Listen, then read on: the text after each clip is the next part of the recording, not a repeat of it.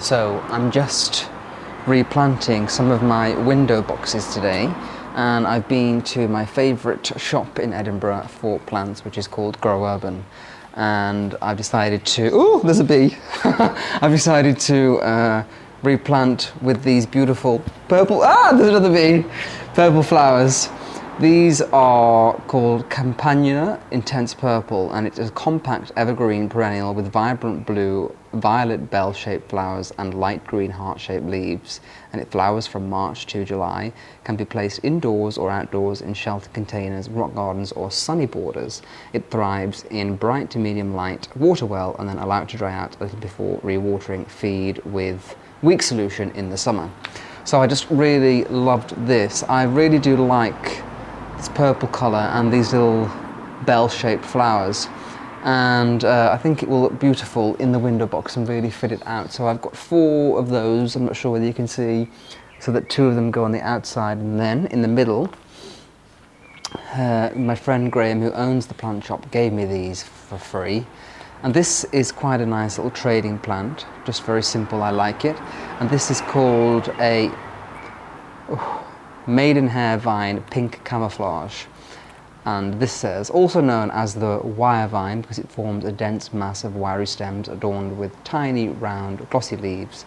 This is a variegated variety with flushes of pink on the foliage and stems, great for trading or spilling from a pot, protect from extreme cold, offer medium to bright indirect light, water when the surface of the soil is beginning to dry, and feed in the spring and the summer.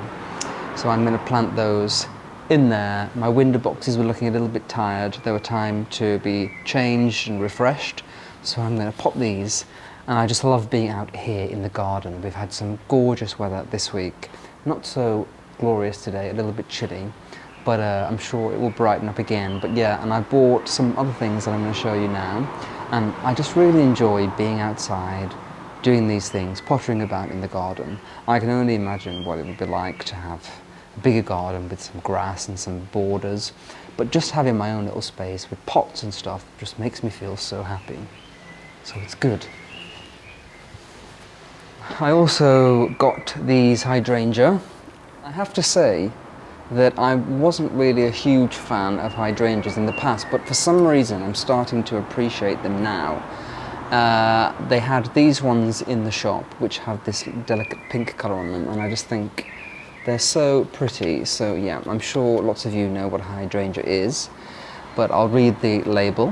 Bouquets of colourful blooms with deep green leaves, hydrangeas are a popular, easy care choice for any gardener, and this variety can also be kept indoors as a lovely addition to any house plant collection. I didn't know that, so maybe they can go in as well and look quite nice. Place in full sun to partial shade and away from drafts. Keep soil moist to promote new growth, cut back early in spring. So that is that, and I've got 2 of these on the step, and I'm going to get some nice pots for them, and I think it will look really cool here on the outside the door with the trees, which are doing really well. And on this tree I've had to tie a little ribbon around it against the wall because it was kind of drooping over, so this will hopefully, if I leave that for quite a few months, I think we'll be able to train it to grow up. Now, in the summertime, one of the things that I enjoy the most is being outside in my little courtyard garden and eating. Food is such a pleasure for me, and I'm sure for you as well. It's one of the ways that I really do enjoy spending most of my time. So I have found this wonderful gazpacho recipe, which is based around watermelon. Now you may think that because it's a watermelon-based dish that it would be sweet, but it's actually a savoury recipe. The watermelon just provides a real freshness. And here we have a red pepper, cucumber, tomato, some basil, and a little bit of garnish and some salt, and also some garlic. So this is very much a savoury gazpacho soup that is so easy to throw together, but it has the most wonderful result. It's perfect for sitting outside on a hot summer's day, and you can chill it for a few hours and it will really cool you down. And I've got some beautiful French baguette to go with it. So I think this is going to be really delicious. I'm so excited to try it. So let's get started.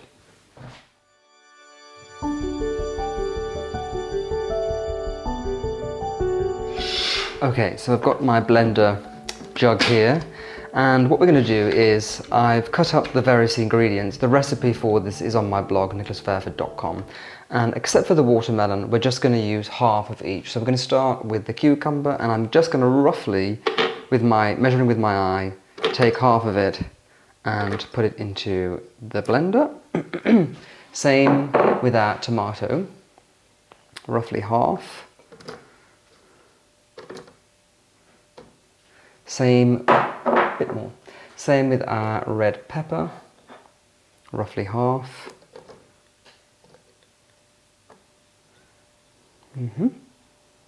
And now we're going to add in all of the watermelon. So this is quite a lot of watermelon, about 4 cups of watermelon.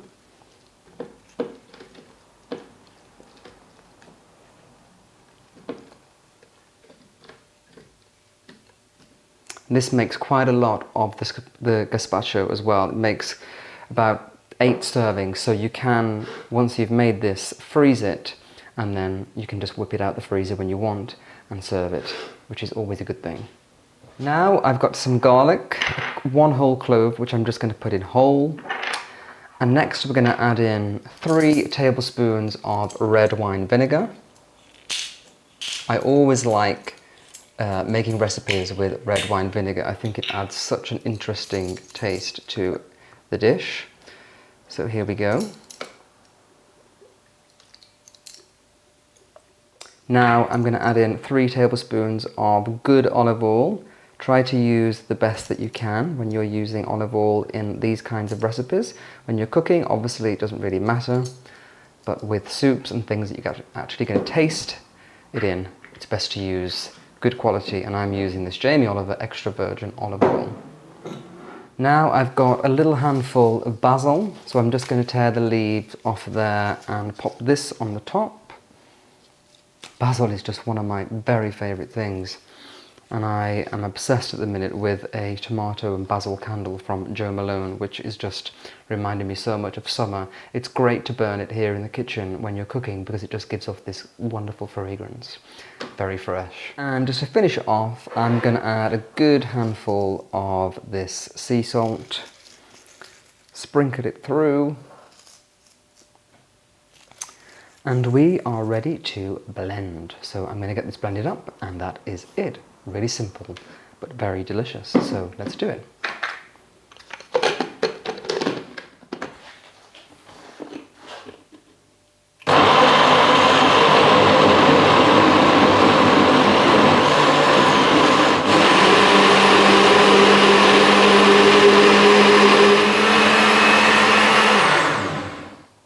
Okay, so I'm just going to give this a little taste and see if it needs any more seasoning.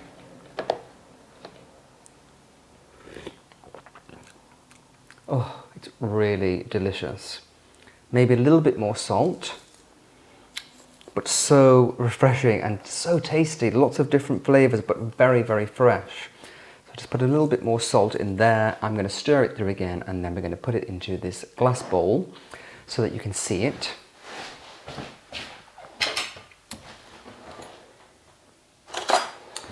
Give it a stir with this clean spoon. I'm just going to taste it again. So delicious. So delicious. Great. So let's pour this into our bowl. Wonderful. And then what we're going to do to finish it off is we're going to add in all of the reserved vegetables that we had earlier. Put those in. Cucumber. And some tomato. I'm just going to sprinkle over the top some olive oil. Garnish it. And we're going to finish off with a little bit parsley just to decorate the top. There we go. And then a little bit more salt just for appearance sake. And we have our wonderful cold summer Gazpacho. I'm just going to put this into the fridge and let it refrigerate for at least 2 hours, and then it will be wonderful and ready to serve.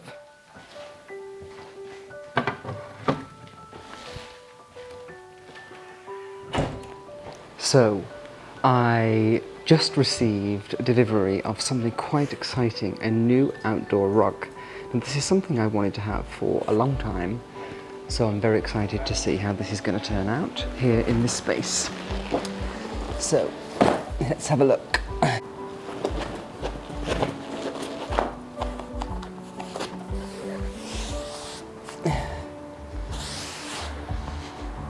Yes, I'm really happy with this. It's from a company called Ruggable, and this was a gift that they sent to me, and I thought it's actually something that I was going to buy, was considering buying. So when they approached me to work together, I was so delighted because this is exactly what I needed, an outdoor rug. But what I like about this one is that it's not only for outdoors. You can use it here in the garden like this, or you could take it across to a park or a garden and have a picnic. It has this removable back on it here, so that you can just make it into a picnic rug. And also, it can go inside the house. So this is kind of like a sisal material, something that I really love. I've got a sisal rug in my living room, as you know. So this is perfect because most of the year in Scotland it's cold and wet, so I'm not going to be outside using it very much, but when I am, I can use it here. But for most of the year, I can use it indoors. So this is a great rug. I just love this diamond pattern on it, which reminds me of a painted floor, like Bunny Mellon would have, one of my idols. So I think it looks great, and it's a really wonderful addition to my garden. It just gives a layer of texture and comfort that isn't here because of all the stone. And yeah, I can probably even put some cushions here and sit and relax with a book. But I think it's a wonderful addition to the garden, really looks great. So let me know what you think in the comments, I'm very interested to know.